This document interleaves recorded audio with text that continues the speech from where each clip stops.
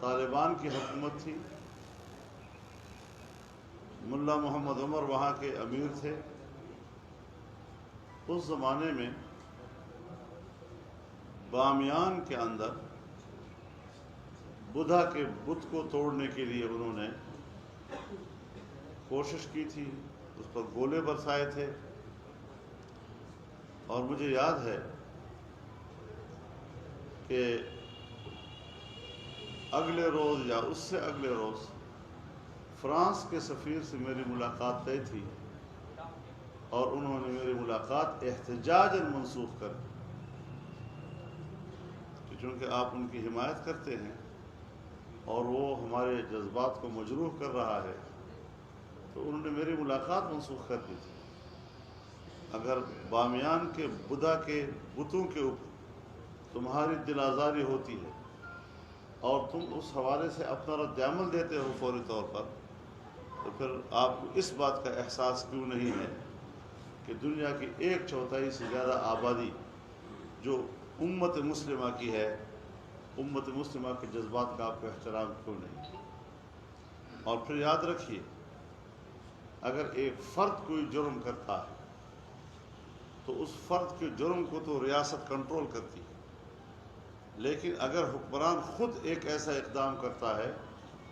تو یہ تو خود مسلمانوں کے خلاف جیسے اعلان جنگ کر رہا ہے، دنیا کو کیا میسج دینا چاہتا ہے۔ اس صورتحال میں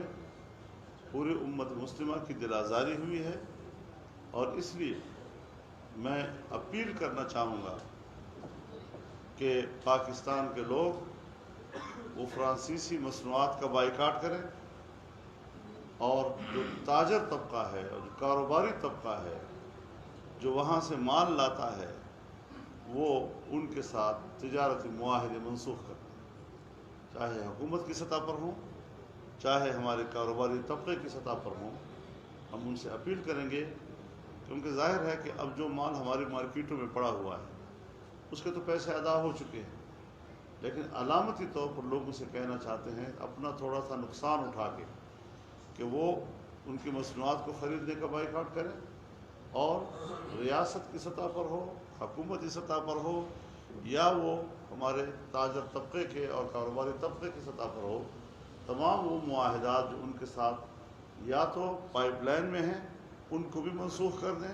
اور آئندہ کے لیے بھی ایسے ممالک کے ساتھ ہم تجارتی روابط ختم کر دیں، تاکہ ہم ثابت کر سکیں کہ جناب رسول اللہ صلی اللہ علیہ وسلم یا کوئی بھی نبی برحق ہم اس کی توہین کو قبول کرنے کو تیار نہیں ہیں، نہ اس کو برداشت کرنے کو تیار ہیں۔ یہ عجیب یورپ ہے کہ اپنے آپ کو حضرت عیسیٰ علیہ السلام کے پیروکار سمجھتے ہیں، لیکن جب ان کی توہین ہوتی ہے تو اس کی عزت و ناموس کے لیے بھی وہاں کا مسلمان کمیونٹی باہر آتی ہے میدان۔ تو یہ لوگ جو مذہب کے حوالے سے بے حس ہو چکے ہیں اور اپنی بے حسی کو برداشت کا نام دیتے ہیں، اور جو مسلمان اس پر احتجاج کرتا ہے تو اس کو عدم برداشت سے وہ تعبیر کرتے ہیں، یہ سوچ ہمیں قبول نہیں، یہ فلسفہ ہمیں قبول نہیں ہے، یہ عقل ہمیں قبول نہیں ہے، اور ہم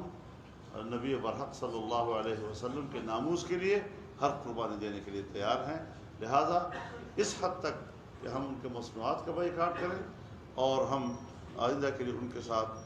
جو کاروباری رابطہ ہے وہ توڑ دیں۔ اور اس کے لیے میں پوری قوم سے اپیل کرتا ہوں، پاکستانی قوم سے اپیل کرتا ہوں کہ آنے والے جمعے سے لے کر اگلے جمعے تک پورا ہفتہ احتجاج ہم منائیں گے، تاکہ ملک کے ہر حصے میں لوگ مظاہرے کریں، احتجاج کریں، روزانہ کسی نہ کسی صورت میں پبلک جو ہے وہ روڈوں پر آئے اور کتبے اٹھائے اور اپنا احتجاج جو ہے وہ ریکارڈ کرائے۔ پورا 1 ہفتہ مکمل ہم ہفتہ احتجاج کے طور پر منانے کا اعلان کرتے ہیں۔ بہت شکریہ۔ مولانا صاحب، آپ یہ بتائیے گا کہ پی ڈی ایم کی جانب سے جو احتجاج کا آغاز کیا گیا، اس دوران وفاقی وزیر شیخ رشید مختلف قسم کی باتیں کرتے تھے، انہوں نے کہا کہ جھاڑو پھرے گا، حالات خراب ہوں گے، اب پشاور میں بم دھماکہ بھی ہو گیا ہے، تو آپ کیا اس کو کوئی سازش سمجھتے ہیں؟ کیا صورتحال ہے آپ کے تو سامنے؟ جو لوگ اس قسم کی پیشن گوئیاں کرتے ہیں، پہلے تو سب کی نظر ان کی طرف جائے گی کہ کہاں سے انہوں نے پیشن گوئی کیوں کی، اور پھر وہ حکومت کا وزیر ہو اور یہ ذمہ داری حکومت کی ہو کہ ان کی انٹیلیجنس جو ہے اس کو وہ اتنی بیدار ہو کہ وہ ایسی صورتحال پہ قابو رکھ سکے. تو یہ ساری صورتحال وہ اپنی کمزوری کا اظہار کیوں کر رہے ہیں؟ یہ کمزوری کا اعتراف، یہ ذمہ داری کا قبول کرنے کی باتیں ہیں. مولانا صاحب یہ فرمائیے گا کہ آپ نے گزشتہ روز فرمایا کہ جو ادارے ہیں کے جلسے میں بھی آپ نے کہا کہ جو ادارے ہیں اگر وہ کچھ غلط کریں گے تو احتجاج ہمارا. آپ کا یہ بات بالکل درست ہے کہ پاکستان کی آپ بہت بڑی مذہبی جماعت ہیں، سیاسی جماعت ہے، آپ کا یہ احتجاج درست ہے. لیکن جو نواز شریف کا بیانیہ ہے کہ وہ جنرل قمر جاوید باجوہ کا نام لے کر یا ISI چیف کا نام لے کر براہ راست انہیں مخاطب کر کے انہیں الزامات لگا رہے ہیں، آپ نہیں سمجھتے کہ آپ کی جماعت کے لیے یہ بیانیہ جو ہے وہ کچھ درست نہیں ہے؟ میں ایک بات سنا اور میں آپ سے بھی جواب چاہوں گا اگر آپ کے پاس جواب بنتا ہے تو. ہم اس حکومت کو سلیکٹڈ حکومت کہتے ہیں، تو سلیکٹڈ کے لیے کوئی سلیکٹر تو ہونا چاہیے نا. اگر یہ دونوں نہیں ہے تو وہ ہمیں بتا دے کون سلیکٹر ہے، تاکہ ہم ان کا کیوں نام نہیں لیتے. ہمارے تو محترم ہیں، ہمارے تو اداروں کے بڑے ہیں، ایسی نوبت کیوں آ جاتی ہے؟ ہم نواز شریف کو قابو کریں گے کہ آپ ایسی بات نہ کریں، کیونکہ ہم اداروں کو احترام دینا چاہتے ہیں، تحفظ دینا چاہتے ہیں. لیکن اگر ہمیں شکایت ہے اور شکایت پیدا ہوئی ہے اور ہم نے وہ شکایت چھپائی بھی نہیں، تو پھر یا تو قوم سے معذرت کرے